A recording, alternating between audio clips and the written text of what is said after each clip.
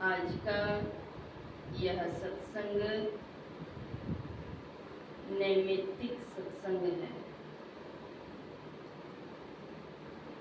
सत्संग दैनिक होता है, साप्ताहिक, पाक्षिक, मासिक, त्रैमासिक, अर्धवार्षिक और वार्षिक सत्संग भी होते हैं।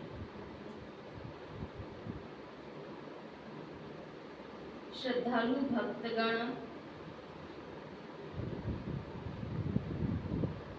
अपनी श्रद्धा सद्गुरु महाराज के पावन चरणों में समर्पित किए होते हैं। इसलिए श्रद्धालु भक्त की कोई भी विशेष कार्यक्रम में, मांगलिक अवसर पर अथवा किसी श्रद्धा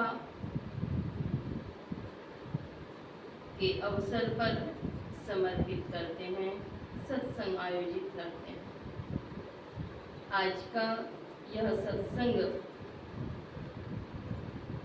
पूज्य माता जी की पुण्य स्मृति में सत्संग हो रहा है। स्मृति शेष माता जी ने अपनी संतानों में सद्ज्ञान की सुरभि बिखेरी है। सद्ज्ञान के संस्कार से अपनी गोद में सिंचन, पल्लवन, पुष्पन की जन्मदात्री माता के उपकार को पालनकर्त्री पूज्य माता जी के परम उपकार को कोई भी संतान सेवा करके पूर्ण नहीं हो सकते। इसका अर्थ यह नहीं होता है कि वे अपनी माता की सेवा नहीं करें। सेवा सबसे बड़ा धर्म है, कर्तव्य है, और सेवा से बढ़कर के कोई धर्म नहीं।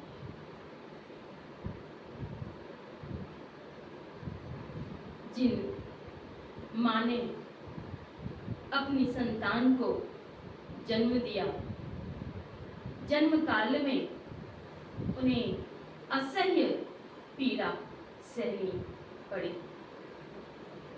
इसके बाद भी अपनी संतान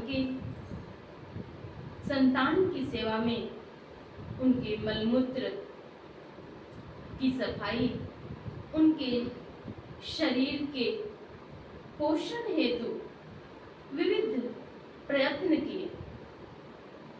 और इतना ही नहीं, उनका जीवन, जब से संतान को माँ जन्म देती हैं तब से उनका जीवन अपने लिए नहीं होता, अपनी संतान के लिए होता। कितनी निंद, कितने दिनों तक, लंबे समय तक अपनी निद्रा का वे परित्याग कर चुकी होती हैं। रात्रि में शयन भी नहीं कर पाती हैं उनकी सेवा में। उनकी सेवा की तुलना किसी से नहीं की जा सकती।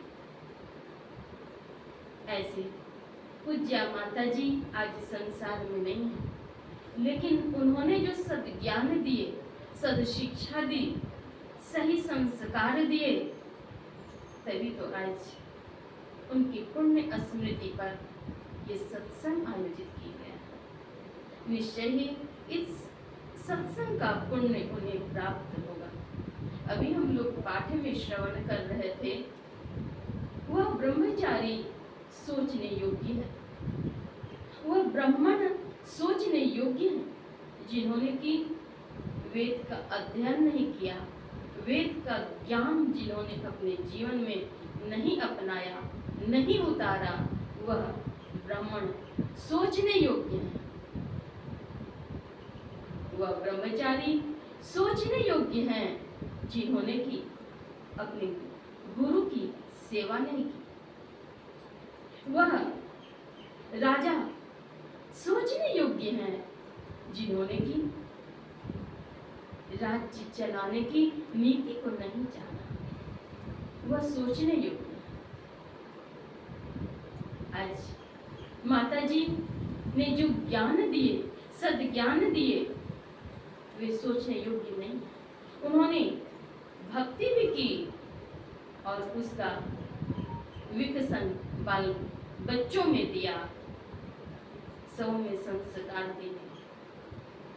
अगर उन्होंने संस्कार नहीं दिए होते तो शायद शैशव काल से यह बीज उत्पन्न नहीं होता और परिवार में सद्ज्ञान की सुरभि आज नहीं बिखरी जाती।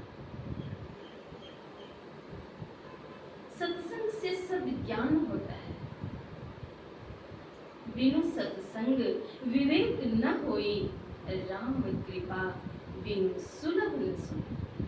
सत्संग के बिना ज्ञान नहीं होता और वह सत्संग मानव कर सकता है। मानवेतर योनियों में, मानवेतर प्राणियों में यह क्षमता नहीं है कि वे सत्ज्ञान अर्जन कर सकें, सत्संग कर सकें, ध्यान कर सकें। बात ऐसी भी है कि मानवेतर प्राणियों में प्रभु ने वैसी क्षमता भी प्रदान नहीं की है। मानव शरीर के लिए कहा गया, साधन धाम मोक्ष कर द्वारा। इसी शरीर को साधन का धाम और मोक्ष का दरवाजा भी कहा। इस शरीर के अंदर से ही वह रास्ता है। इसलिए कहा, घट ही खोजो भाई। लेकिन घट ही खोजने के लिए तो कहते हैं, लेकिन यह ज्ञान अपने शरीर के किसी कोने से कहां से खोज करके निकालेंगे? तो इहु गुरु ज्ञान बताइए। गुरु के चरणों में जाना पड़ेगा, तब ज्ञान की प्राप्ति होगी, अन्यथा ज्ञान नहीं मिल सकता।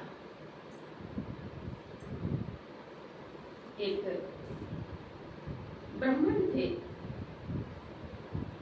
विष्णुदत्त जिनका नाम था।